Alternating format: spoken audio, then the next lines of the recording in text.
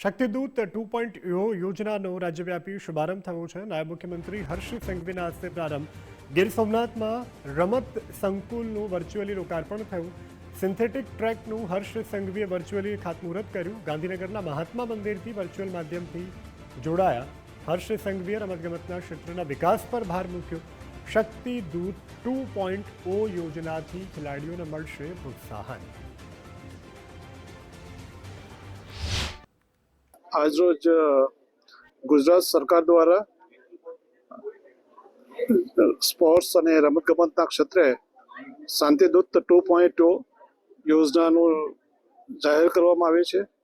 આ યોજનામાં ગુજરાત રાજ્યના જે યુવા સ્પર્ધકો છે એમના સ્પર્ધાના વિકાસ માટેની યોજના જાહેર કરી છે। ગીર સોમનાથ જિલ્લાના તમામ જે સ્પોર્ટ્સ સ્પર્ધકો છે આ યોજનાનો મહત્તમ લાભ લે એવી હું ગુજરાત સરકાર વતી અપીલ કરું છું। એ ઉપરાંત આજે ઇણાજ ખાતે ગુજરાતમાં એક સ્પોર્ટ્સ કોમ્પ્લેક્સનું પણ લોકાર્પણ કરવામાં આવ્યું છે।